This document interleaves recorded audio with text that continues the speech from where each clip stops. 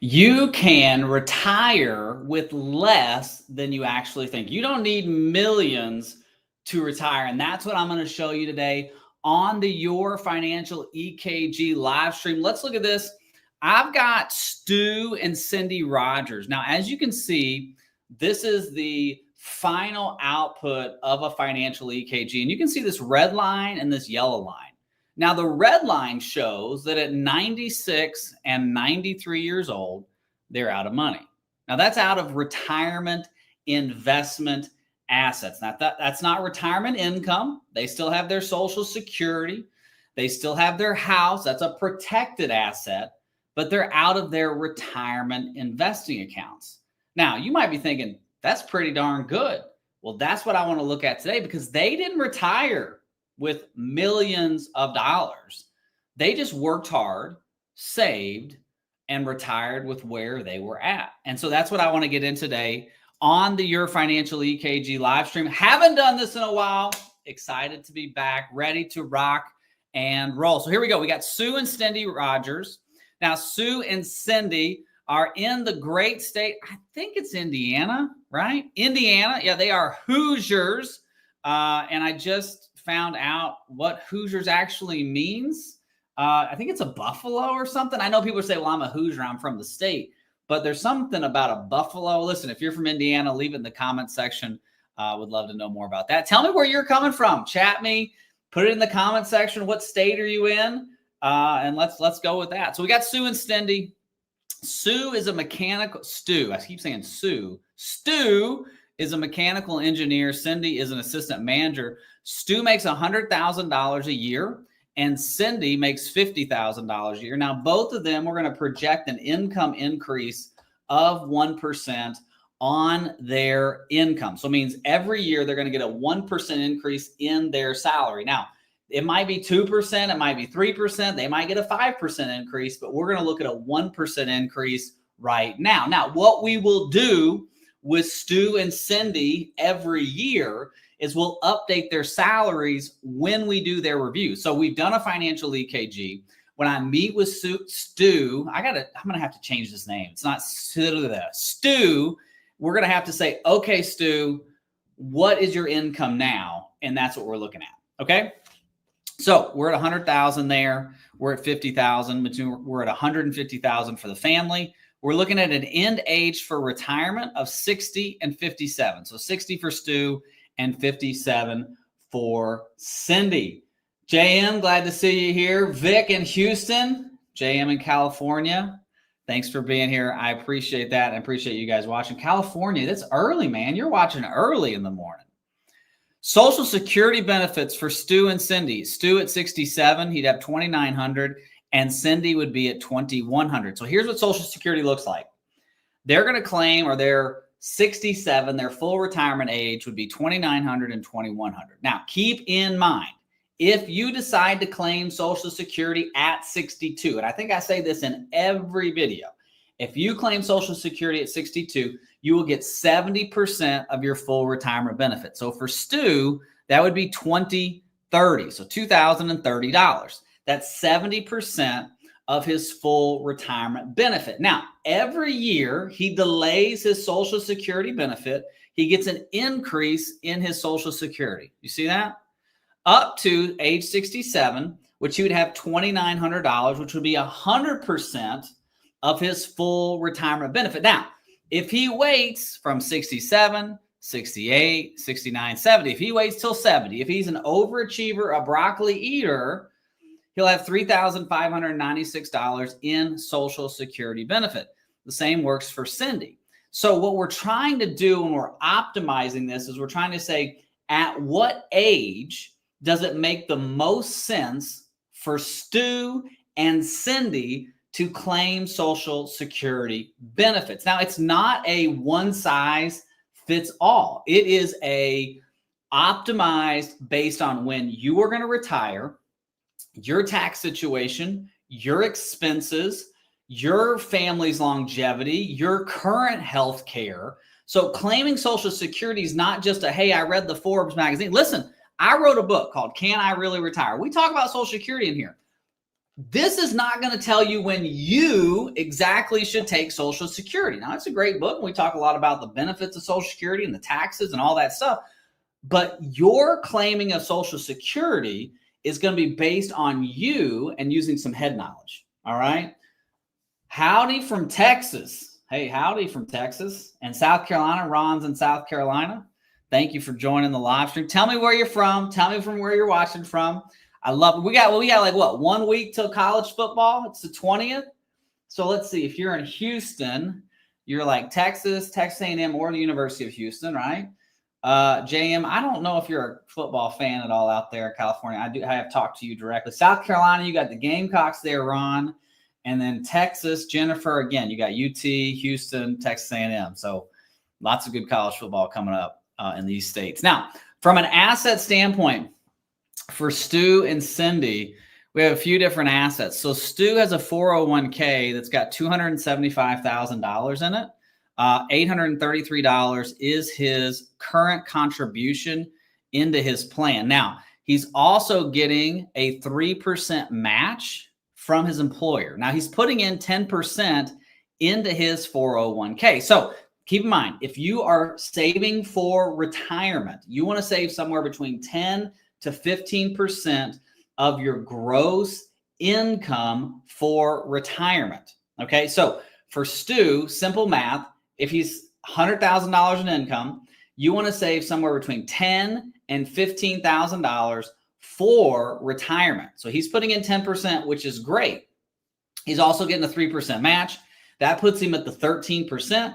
We're right on track. Now, what I would like to do is try to continue to get this higher and higher if he can afford it. Now, what I don't want him to do is I don't want him to eat like beanie weenies to put money into his investment accounts. Now, I'm a fan of beanie weenies, rice and beans, Spam. Listen, give me some of that good stuff.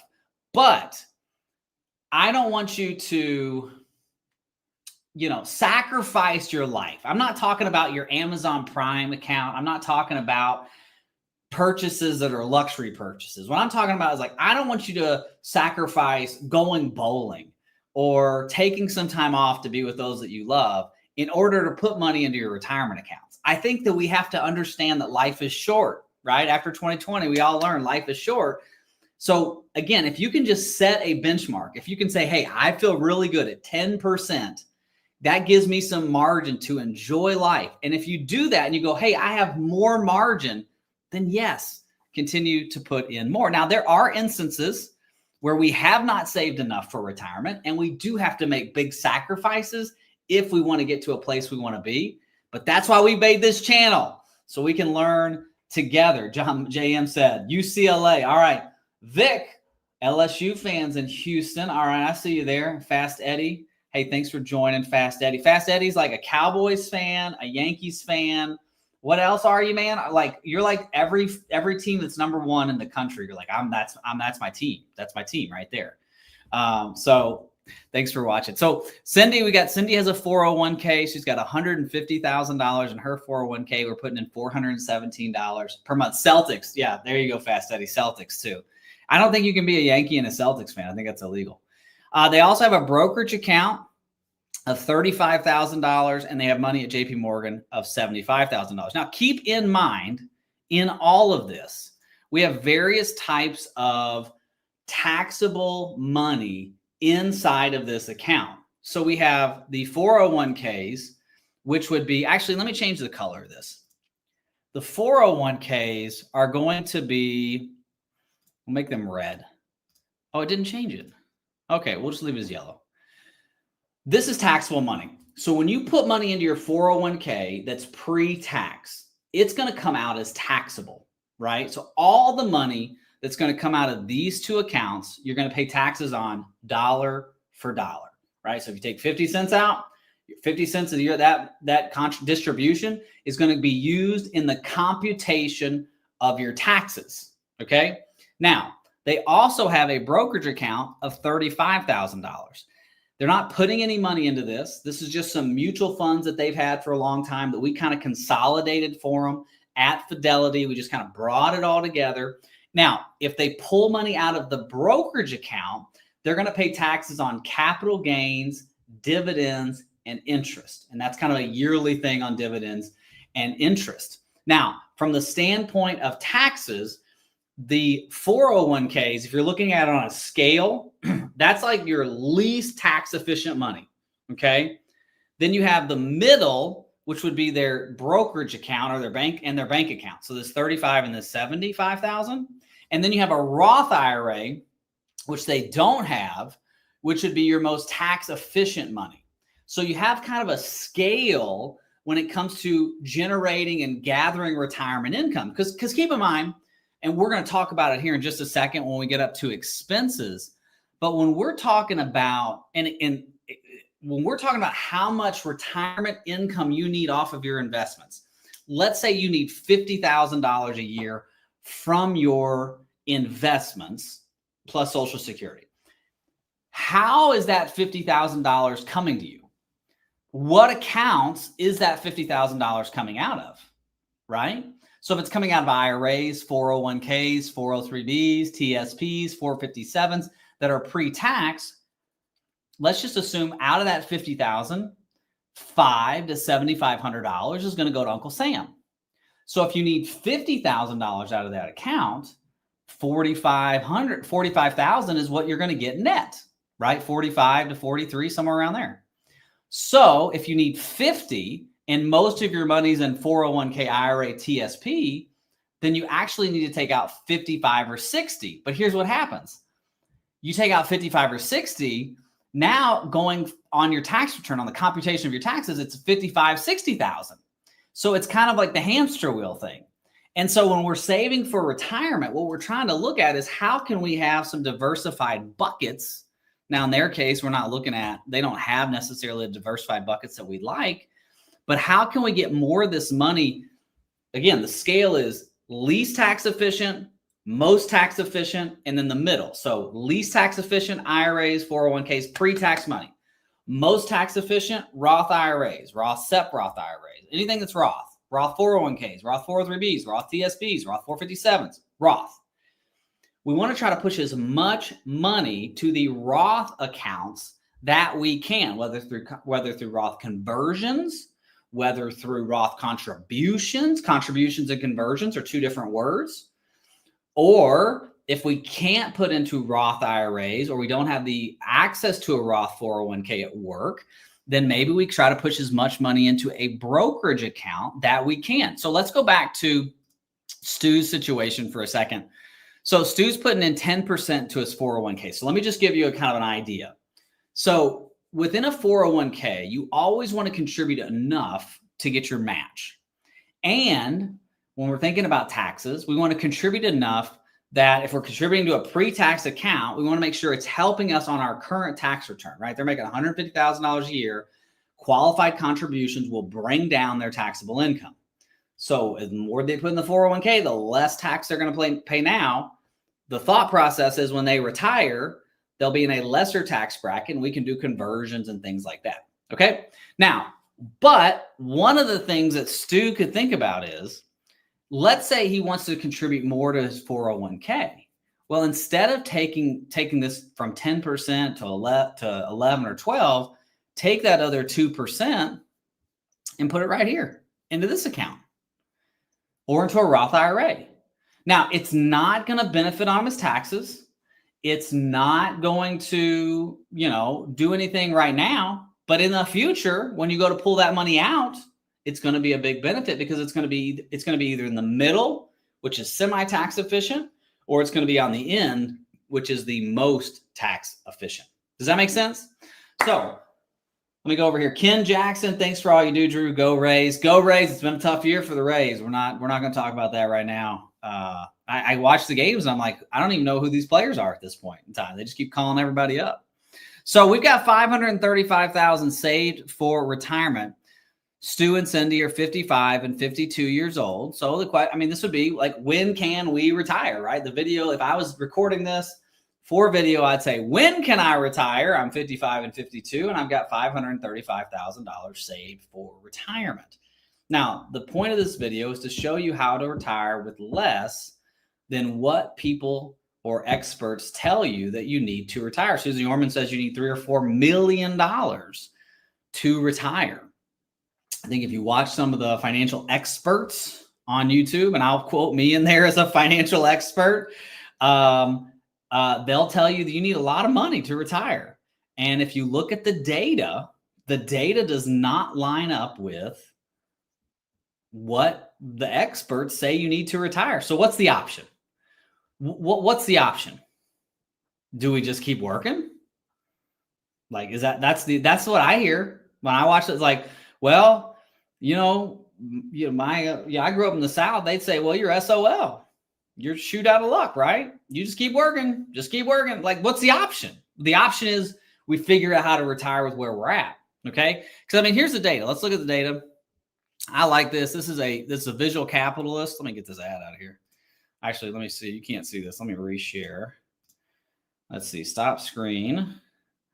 All right. Now let's share a new screen. There we go. Share this. This is a visual capitalist, and I like this. So this is showing retirement savings by age. So under 35, the median saved is $19,000. And we're looking at the medians, not the averages. Age 35 to 44, we're at $45,000. 45 to 54. Now, this is when I start talking to a lot of people. So I'm about age 45 on. 115,000 saved for retirement. That's the median. Ages 55 to 64, 185. And ages 65 to 74, 200. And then if you take all the families, it's $87,000. So we got a bit of an issue, right? I mean, I would say it's a bit of an issue. Like this right here is going to be tough. And that's why we talk about saving more for retirement. But just like Fast Eddie said, he said income versus expenses. He's exactly right. If we can get our expenses down, then maybe we can retire a little sooner than we expected. So let's go back to Stu and Cindy. I got to figure out, they changed how, see, I haven't done a live stream in so long, they changed the software. And now I got to figure out how to use it again. All right, let's see if I can do a window. All right, let's do that. No, let's add it to the stage. There we go. Why is it? There we go. All right, now let's see if I can flip. Boom, I figured it out. See, y'all see me working through this live. Like, I'm not like a professional. I'm not on here trying to be like, I didn't put any makeup on or Botox in my skin today. I don't put Botox in my skin anyway, but we're doing this together. All right, so there's the Visualizing America. Now let's go to Sue and Cindy. So we've got $535,000 saved for retirement. Now they're 52 and 55 years old. We need to go to expenses. And then what I want to do is show you a couple rules of thumb. And I want to show you why you can't always rely on rules of thumb when you're saving for retirement. Now, I'm not talking about like the 4% rule. I'm talking about some saving for retirement rules. Okay. So let's go to expenses. So for Stu, man, I'm going to struggle with that all day. For Stu and Cindy, we've got a mortgage payment of $890. We have real estate taxes of $500. We have baseline expenses of $200. We have medical premiums, copays, and deductibles of $1,000 when they retire. Okay. And we have travel of $800 per month when they retire for 13 years. Okay. That's where we're at currently. Now, what we're looking at is how much do they need saved for retirement based on the expenses that they're going to have in retirement. Okay. So what we can do is we take these expenses. So they're still going to have a mortgage in retirement for at least a year, right? 2 years, actually. We're going to have real estate taxes forever. The baseline is going to be forever. So again, they're in Indiana, so they have a little bit more of a lower cost of living. We're going to have medical premiums. We're looking at that in perpetuity. So we're looking at this for ACA and Medicare. Okay. So we're thinking ACA, like Affordable Health Care Act, Affordable Health Care Act. I coughed on purpose. And Medicare. Okay. So supplement, advantage plan, whatever they do. Because we don't know yet. We don't even know what Medicare is going to look like when they get there at 65. We're talking 13 years from now. Travel. This is $800 per month for that 13 years. So how we can do this, well, let me give you the total value. Let's actually grab my calculator. So 890. So I'm just going to get an HP 2B plus. If anybody has ever worked with, has anybody ever used an HP 10B plus 2? Now everybody just goes to Chat GTP and they tell you to get a future cash flow calculation. I still pull out my calculator. I like that. If you've ever worked with an HPC, you're a stud in my book. Stud. That's an old calculator. All right, so let's do 890, 500, 2,000. That's baseline. 1,000 for health insurance, and then 800 for travel. That's $5,190. So let me see if I can. Let me share something real quick here. Let's do this. Let me get a whiteboard up here. Just do it. There we go. Okay, whiteboard. Perfect. Okay, so we've got 5,000. Oops, no, $5,190 in retirement expenses. So not current expenses, but retirement expenses. Okay. The first rule of thumb that most people talk about, and I've talked about on our channel a lot, is the 25x rule, right? So you take your retirement expenses and you multiply that by 25. Okay. So that number for them, 5190 times, well, actually, I'm sorry, let me back up. Boop, take this out. You got to multiply it by 12 first. Okay, there's our annual. Multiply that by 12. That's 62,280. See, we're doing this on the fly together. I never said I was perfect, but I'm going to try my darndest for you. That's the difference with what we do. All right, now let's multiply this by 25. Okay. Boop. That gives us 1,557,000. So this is what the 25x rule says that you need to have saved for retirement before you retire. Now, it's not considering the age of which you retire. So if you're like 35 and you got $1.5 million, I don't think you can retire. Okay, unless you're living in a van down by the river. It's Chris Farley reference. Right? I know they just put out Happy Gilmore too. I haven't seen that yet. Shane Jakes, please don't say broccoli eater. Broccoli, but that's what you got to say, because if you're an overachiever, you're somebody who eats broccoli or cauliflower. I just had Brussels sprouts for the first time the other day. Not a huge Brussels sprouts fan, but they were like dipped in garlic and fried. So I ate them. They were pretty good. Look, like you can dip anything and you can fry anything and dip it in garlic, and I'll probably eat it. I've eaten alligator dipped and fried in garlic. Some tongue dipped and fried in garlic. That was good. So we got what vegetable, Shane, what vegetable am I supposed to put in there? Overachiever, tomato eater? No, tomato's a fruit, isn't it? Like, don't they consider tomatoes a fruit? Overachiever. What do I like? I like peppers. Pepper eater. I like onions. Onion eater. I don't know. You put it in the order you want. So here we got. So here's the 25x. I got to stay on track. Or I start losing people on here. So 1.557 is what the 25x rule says that you should have saved for retirement. Now, here's what happens. People read that. They see that. And they go, I'm never going to be able to retire. I'm never going to be able to do it.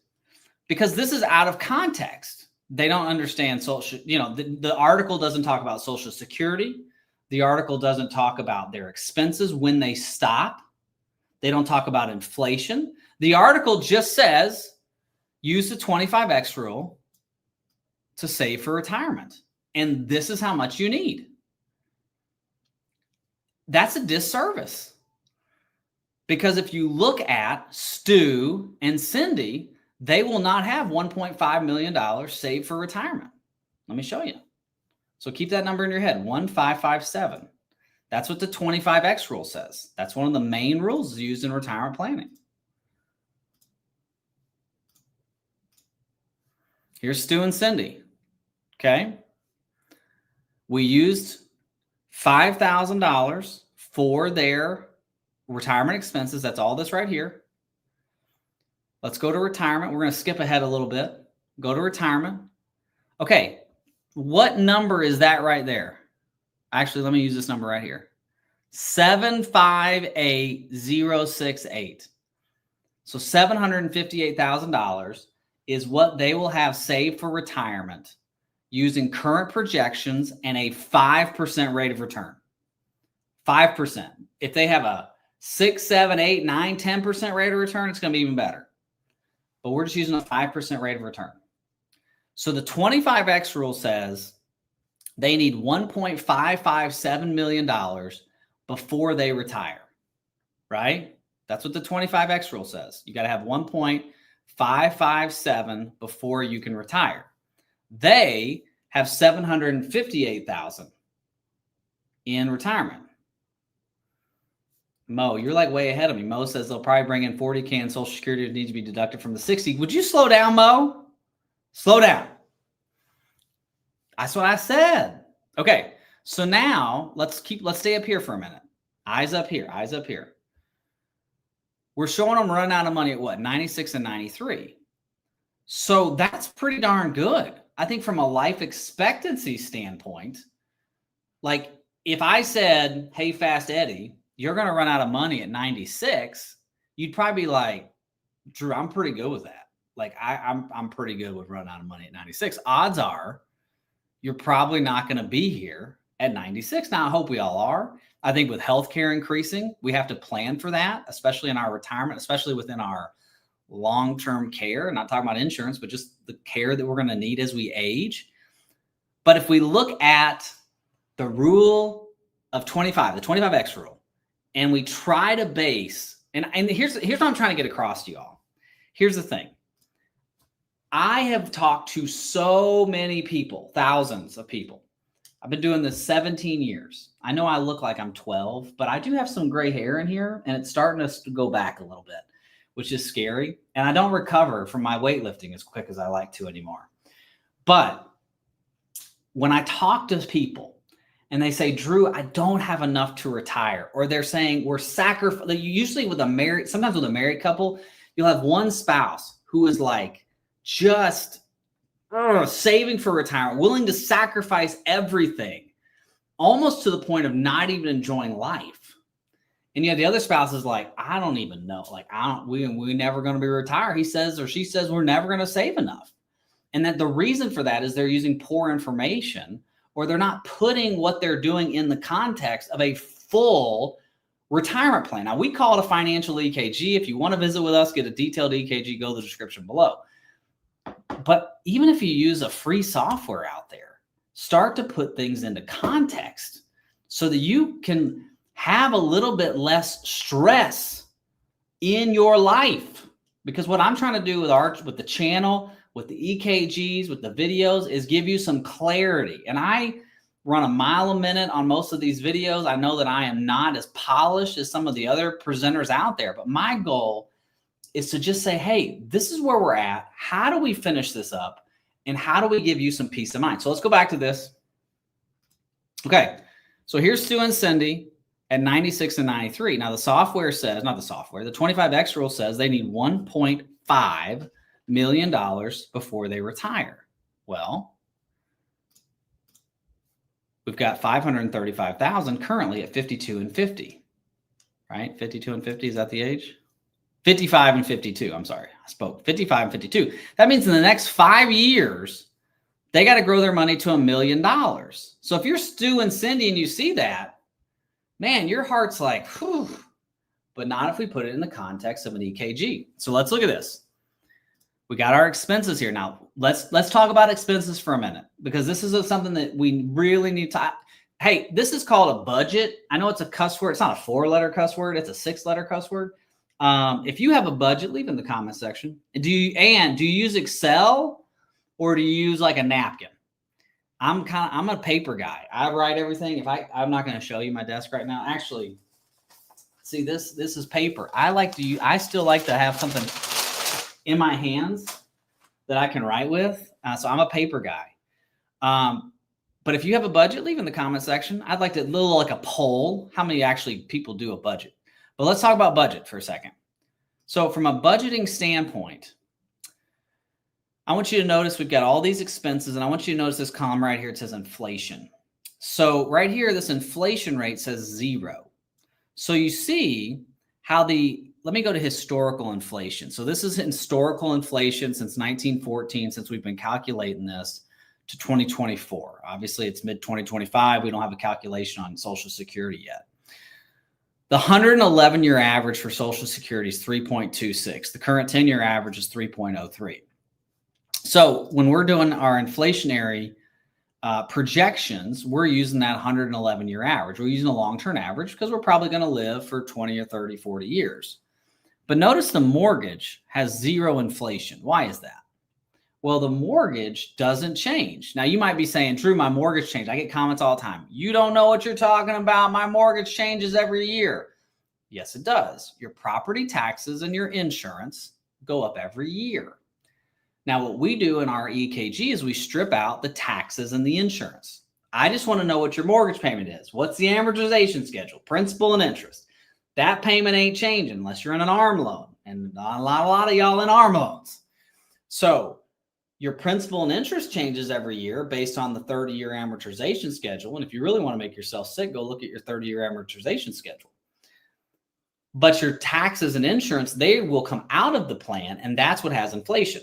So when we do this, we're trying to get an accurate reading on exactly what your inflation number is for your expenses. So for them, their inflation number is 2.4.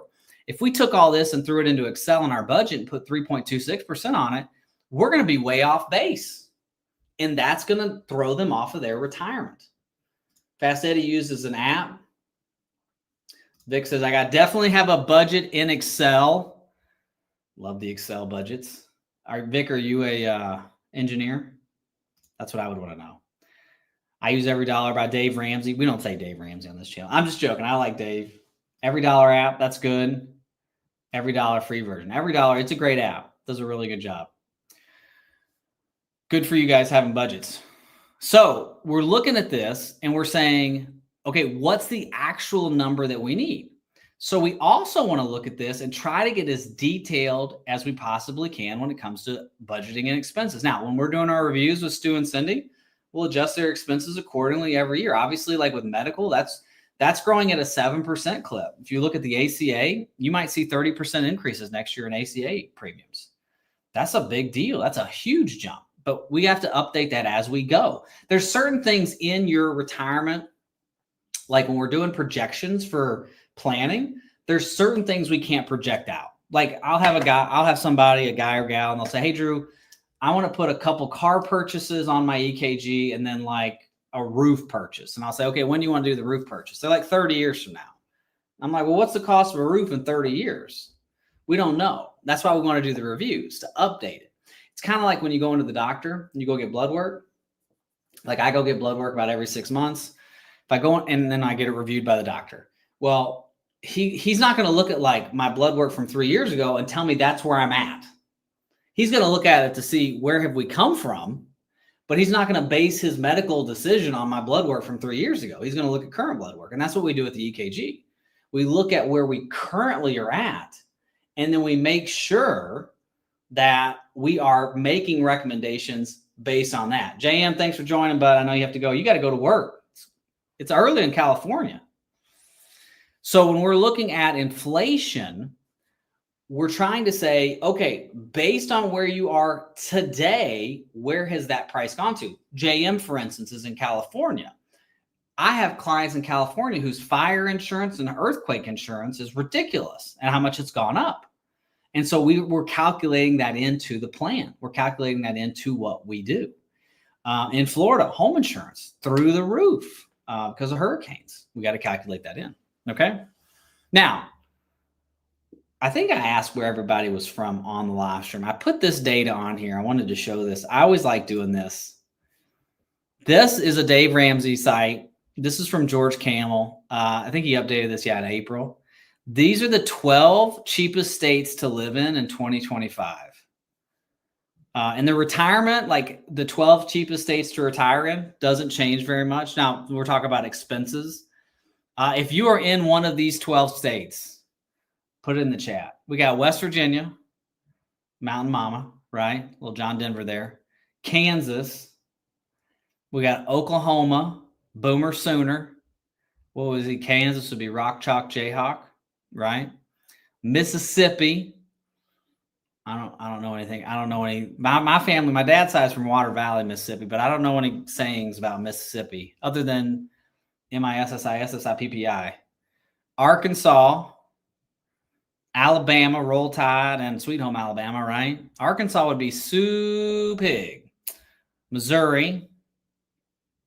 I don't know anything about. I don't know any Missouris. I'm sorry. Iowa. Tennessee would be Rocky Top, right? Indiana, Hoosiers, Georgia. Oh, wait, Ray Charles, right? And then Nebraska. Don't know any songs about Nebraska or any sayings either. They got the black shirts, right? That's the defense for the University of Nebraska football team. But these are 12 cheapest states to live in for 2025. Vic says, where is Texas?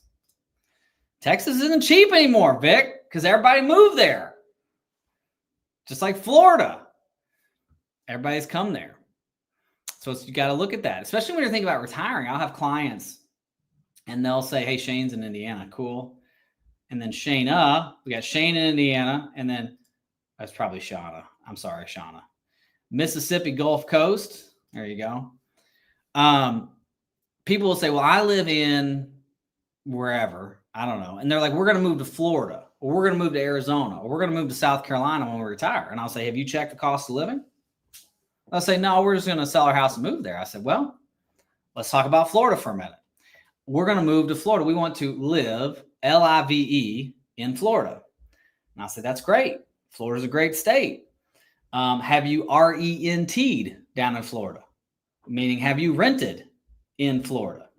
And they'll say, no. And I'll say, you need to RENT in Florida before you LIVE there.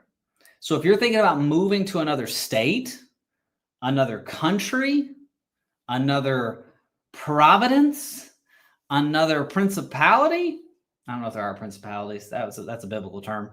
Providence, I was trying to think of somewhere like another name. State, providence, country. You should probably go try it out first before you go live there full time. Because what you're going to get some places is sticker shock. Vic says, can you put the link in the chat?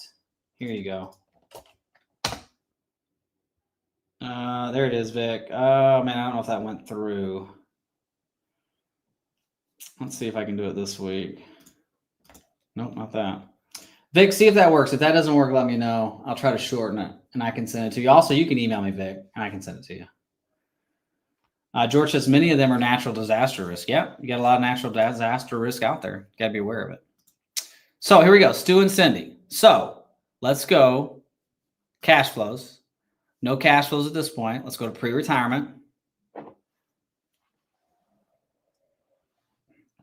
So this is before they retire. So we're 55 and 52 years old.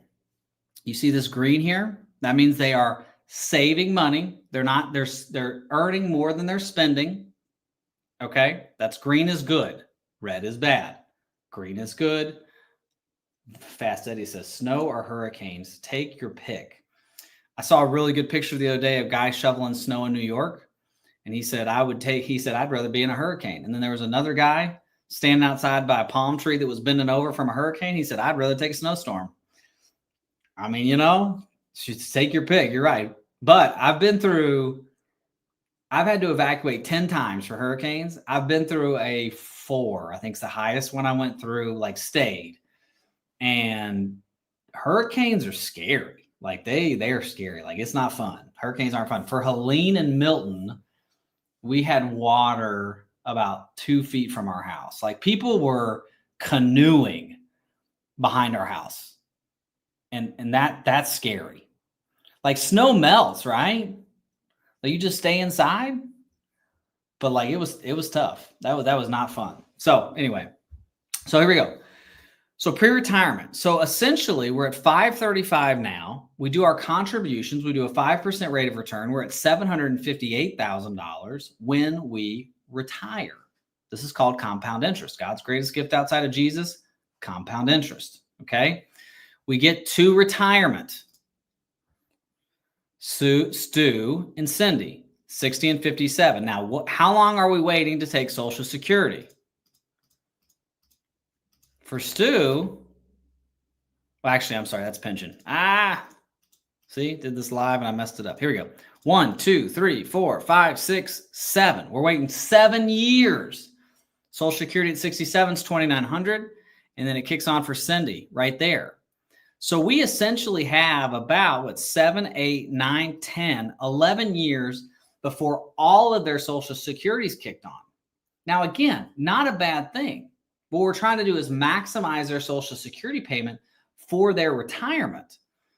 But we also have a drawdown. You see where they're at 733 there? Where are they at when the last Social Security's turned on? $290,000. 733,565 minus 290,435. That's a $443,000 drawdown on their accounts. So now the question becomes, okay, the software optimized, and this is why you got to be careful with, like, I'm not talking about AI, I'm not trying to get into those arguments, but you got to be careful with, like, what you read in magazines or newspapers, what you see in your software. If you use a free software, you got to have some context. Still need some human brain behind a lot of your decisions. Most of your, let's just say we need human brains behind all of our decisions, right? So when we're looking at this, we're trying to say, based on kind of the drawdown of the money, when does it make the most sense to claim Social Security? Because what we don't want to have happen is we don't want to get to like age 69 and 66 and something happened and we need to pull out a large sum of money, or the market falls and we're running out a lot sooner than we expected, right? So let's look at this. Let me get this. Let me pull up some. Let me get some software here. Do that one. Let's go to Social Security. So Stu's retiring at 60.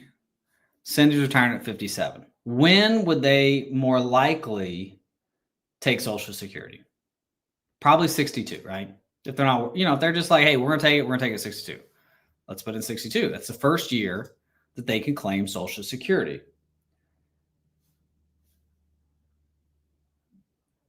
Marcelo said, I think I have a situation is rarely talked about in the retirement community. My wife is 10 years younger, so there's many peculiarities. Peculiarity, that's a good word. It's a tough one for me from Kentucky. We barely speak English with a much younger than you. See, you spelled spouse like I would have spelled it. Seuss, right? Spouse. I get what you're saying. Marcelo, I got a couple videos on the channel. I got a client that is in Texas. There's I think a 25-year age difference in the spouses. You just go to the channel, you could find it. I think it's within the last 6 months. But if you email me, Marcelo, or email Pearl Wealth Group, I can get you some of those videos that we've done with the spouse. But yeah, if your spouse is 10 years younger, there are some differences there. Your son will be 15 tomorrow. Well, congratulations, Marcelo. Happy 15th birthday. Do they get a permit? Does he get a permit? Does your son get a permit tomorrow? In Kentucky, we got our permit at 15. And so that was scary. So hopefully you handle that pretty good. I'll try, Marcelo. Please let me know. I'll try to find it before we get off the live stream if I have a chance. If not, you can just email me. So look at this. So Stu and Cindy, 62 years old. So let's go now to retirement. So now, okay, look, we were at 96 and something. I don't know where we were at. Now it backed up to 94 and 91. But we only waited 2 years before we kicked on Social Security. And the drawdowns changed. Look at this. We were at 733. Now at the same time, when both Social Securities would have been on if we claimed at 67, we're at 559. So 733, 565 minus 559, 900. That's 173,000 versus the 400,000 plus. Now, I realize that they run out of money sooner, 94 and 91. But odds are they ain't going to be here at 94 and 91. Now, let's go back to the software. Let's do something real quick. Let me see what the software says the optimal time to claim Social Security is. Because what we've done is we've said, okay, see, here's what we're trying to do with the EKG. We're trying to get multiple different scenarios so that you can make a decision that's based on you, not on something you read in Forbes, not on something CNBC, not on something Dave Ramsey's talking about, which I like Dave. Nothing against him. Nothing, I'm trying to get it to where it fits you, right? Like I had a guy recently send me a financial plan on a Word document. This advisor had built him a Word document and said, you're going to be okay. And I was like, but there's no taxes. There's no inflation. There's no long-term care. They just said they can make you 8 to 10%. You're never going to run out of money. And I'm like, that ain't no plan. Okay. So let's see what the software says. The software says, well, that's interesting. Okay, let me show you what this looks like. You'll like this. You'll like this. This is cool. So this is what I've got, 62. The software says, no, have Stu take it at 69 and have Cindy take it at 66. Stu, this is our scenario running out at 94 and 91. Look at this. 98 and 95. There's $343 left. So we actually, based on this scenario, 69 and 66, we push them 4 extra years. Let me look at that. Let's look at that analysis real quick. Let's view it. I want to look at this because now we got to use our brains and say, does this make sense? So in this case, we're going to take it 66. There we go. Okay, Cindy's taking it 66. Stu took it 69. So they took it the same time. But look at the drawdown on this. Oh, man. 735. Where's the drawdown? 255. So again, the software is trying to maximize the when you should claim Social Security based on claiming it, getting the most bang for your buck. But to me, that's scary. At 69, 66, only having $255,000. Now, the money starts to kind of slowly dwindle away at that point. But what if like here, we're at 255 and the market drops 20%? That's $51,000. So I would take that to what, 255 minus 51, like 204. And then you have a drawdown on top of that. That money's running out quick. I don't know if I can show you this kind of live here. So this would be doing a kind of a market analysis, kind of like a Monte Carlo, but stripping it out from I'm not a big fan of Monte Carlo analyses when they say like, oh, you have a 99% chance of this working, or you have a 50% chance of this working, or you have a 6%, whatever. Like, I don't like that. Like if I get on an airplane, I want like a pretty darn good chance we're going to make it, right? Like I want to know. So with our retirement, like, I don't want to be like, hey, you have an 87% chance of this working. So what we try to do, we're reviewing this on an annual basis, at least on an annual basis. We're reviewing it more often than normal with our clients. But what I'm trying to do is say, if we strip out the Monte Carlo and we look at it individually, how would that affect things? So in this case, what we're going to do is we're going to keep the same geometric average rate of return. And we're going to say, based on, like, here's some crappy returns, right? -10, -10, -6. We're just going to throw on randomized rates of return. What happens to the plan? Well, in this case, they're out at 81 and 78. Now we're showing them not out of money. But if you have a crappy market, like if the fit hits the shan, right? 81 and 78. That's why we got to watch this. That's why it's really important. We haven't talked about investments at all, and I'm going to stick away from it right now. But it's really important to understand your allocations. Because what do I got? I got 10 minutes. I can talk about investments for a second. You really got to understand your allocations. You really want to understand how much risk you're taking. Because what we try to do with the EKG is we try to say, okay, what's the rate of return that you need to earn to never run out of money? And then we want to allocate our investments for that. Too many times people come to me and their investments are still like they were in their 40s or their 30s. And I'm going, why are you so aggressive? You're going to retire in 2 years. And I'm not trying to say don't get market growth. What I'm trying to say is,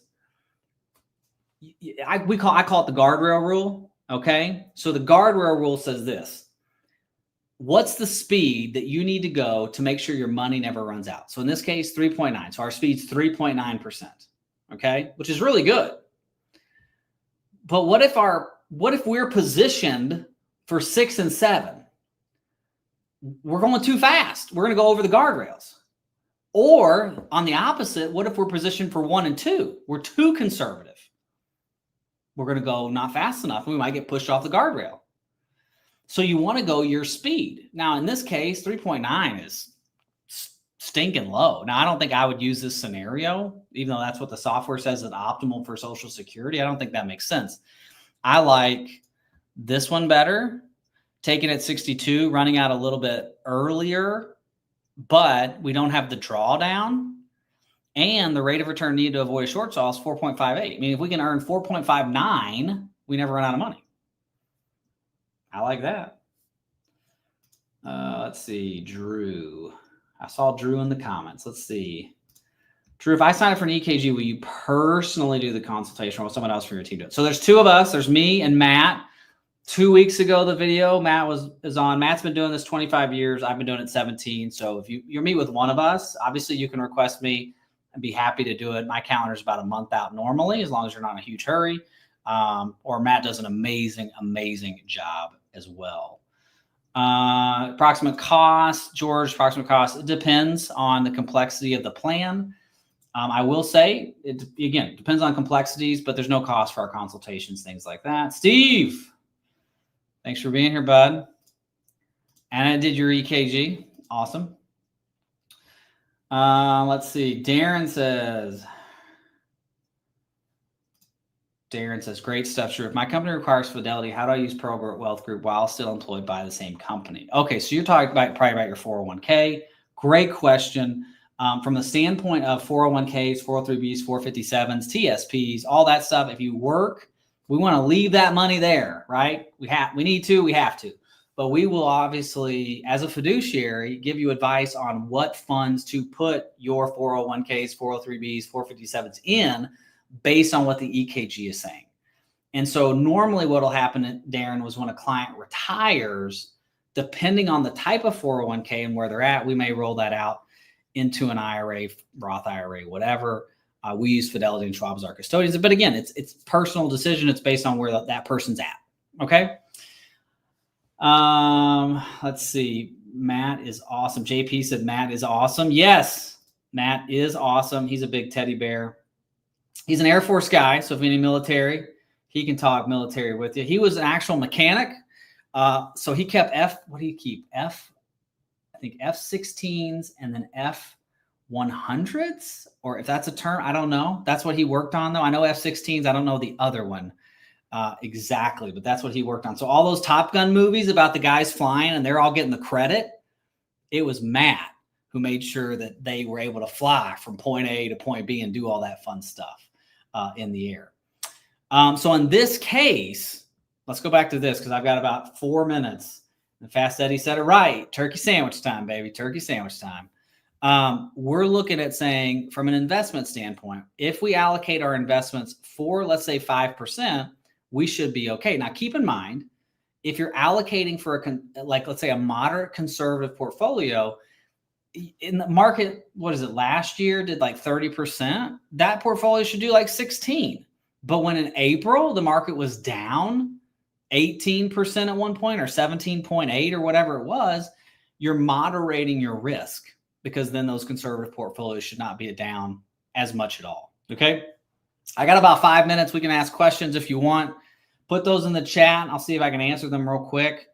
Let's see here. I don't think I want to use that. Speaking of investments, this is a cool chart. This is Visual Capitalist. Stock market declines of U.S. recession since 1970. So May of 1970, 36% drawdown. October of 74, 48% drawdown. That's a big one. March of 1980, we had a 17%. And we just had that like in April. And we're back to even and more. It's crazy today. August 82, 27. October of 90, 20%. There's the tech bubble. There's the financial crisis. There's COVID. And then obviously, did we move into a recession? Probably not. But we went down 17%. So it's why it's really important. Like, you don't want to retire. I literally had clients when I first got into the business. They were from New York, and he had retired. He had like, I don't know, $1 million maybe. And so this was 16, 17 years ago. So it's a lot. That's a ton of money.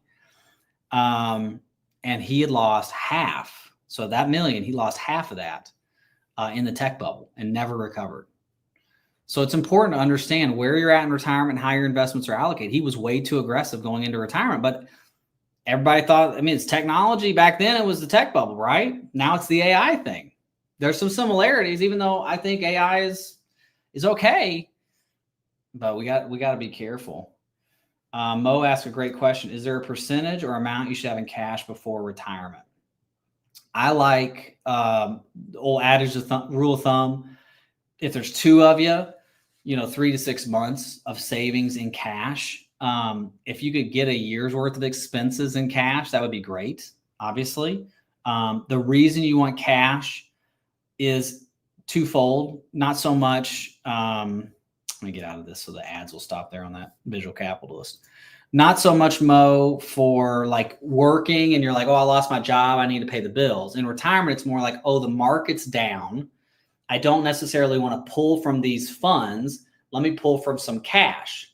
The other reason that you have cash is you say, like, if you're retiring under the age of 65 and you want ACA subsidies, you want to lower health insurance costs, you pull from the cash. So you're trying to show the least amount of income in retirement to get the healthcare subsidy. So great question. So I would say, Mo, it depends. Obviously, you can reach out to me and we can look at it personally in your case. Michelle, sorry I'm late. You're not late. You just got to go back and you could just jump back in time, get in the DeLorean, right? That was a really bad DeLorean. How much is it to get an EKG? Michelle, great question. It depends. What I would say is, I think at the top of this chat, I have a download at the top of the chat or in the description below. You can download our book. Here's the book. Can I Really Retire? It just came out. You can buy it on Amazon, or you can download the first 2 chapters for free on the website. And you can also request to talk to us, or you can go to our calendar link, which is below, and get right on our calendar. It depends on complexities, Michelle, to be upfront. If you're building out an EKG, I think Bolden is at about $1,700 for a base case. And then you're looking over $2,000 to $3,000 with some of the stuff they add in. If you're working with an advisor, we're going to be less than that. So, but it does, again, depends on complexities and where you're at. But good question. Go Niners. Come on now. I'm not going to talk about NFL. All right. Any other questions? I got 1 minute. I don't think there's anything else I want to talk about. Let's get out of all these books. Let's see.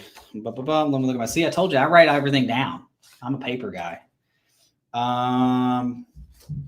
No, I think that's it. Got another video going tonight. I think it's at 7 o'clock Eastern time, 7:30 if you want to watch that. Man, look at them gray hairs.